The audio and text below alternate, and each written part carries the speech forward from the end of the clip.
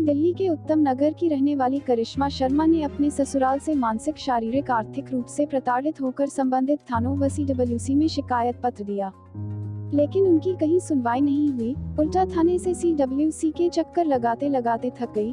वहीं पीड़िता को कहीं भी न्याय नहीं मिला, न्याय की रोशनी नहीं दिख रही थी। तभी उसकी मुलाकात सामाजिक संस्थाओं के प्रमुख से हुई, तो उसने अपनी सारी व्यथा उनके सामने रखी। दरअसल करिश्मा की शादी 20 अक्टूबर 2021 को हुई थी। उसके पिता नहीं है, एक भाई और मां है। मां ने दोनों बच्चों का पालन पोषण किया और सुचारू रूप से संघर्ष करते हुए उनको पढ़ाया लिखाया।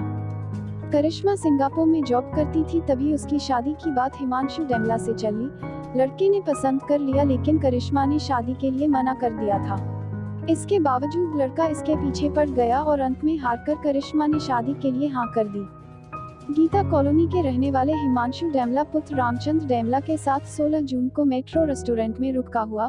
उसके बाद 17 अक्टूबर 2021 को लवानिया बैंक्वेट में रिंग सेरेमनी का आयोजन हुआ। अंत में 21 अक्टूबर 2021 को उसका विवाह हो गया और दोनों दाम्पत्य जीवन के बंधन में बंध गए। पूरी शादी में करिश्मा की मां ने 25 लाख रुपए खर्च किए और बड़े अरमान के साथ अपनी बेटी को विदा किया।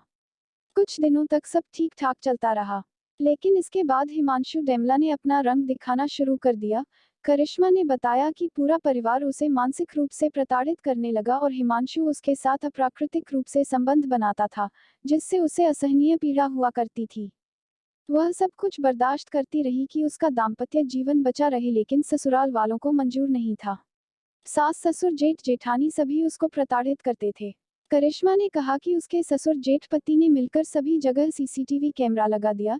यह सब तो सही था, लेकिन उन लोगों ने उसके बेडरूम में भी कैमरा लगवा दिया, जिसकी वजह से उसे कपड़ा बदलने में भी बड़ी दिक्कत होने लगी। उसने इसका विरोध किया, जिस पर उसके साथ जेठ, ससुर, पति ने मारपीट किया। इसी दरमियान करिश्मा को गर्भ ठहर गया। करिश्मा का कहना है कि हिमांशु चाहता था कि मैं उसके साथ अपनी मां के फ्लैट में रहूं। जब मैंने इसका विरोध किया तो उसने मुझे बुरी तरह से मारा पीटा। मैं चोट दिखा नहीं सकती। उसकी दर्द भरी दास्तां सुनने के बाद महिला सम्मान समिति की प्रमुख Rajni Kochar, crime prevention council of India के RTI अधिकारी, मां फाउंडेशन के निदेशक अतुल रस्तोगी व अन्य संस्था के लोगों ने करिश्मा को न्याय दिलाने का बीड़ा उठाया।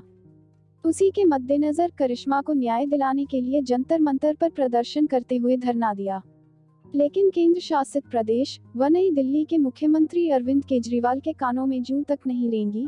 वहीं महिलाओं की बात करने वाली केंद्र सरकार और राज्य सरकार दोनों विफल नजर आ रही हैं। पेट में 9 माह का गर्भ लेकर न्याय के लिए दर दर भटकती हुई करिश्मा हर दरवाजे चौखट पर अपना सर पटक रही हैं। अब देखना यह है कि उसे केंद्र सरकार और राज्य सरकार से न्याय कब मिलता है, ससुराल पक्ष के आरोपियों को सजा मिलती है या नहीं। वहीं पीड़िता ने बताया कि वह अपने दाम्पत्य जीवन बचाते हुए अपने ससुराल में रहना चाहती है, लेकिन उसके ससुराल वाले उसे रखना नहीं चाहते। नई दिल्ली से हाशिम अब्बास खान की रिपोर्ट।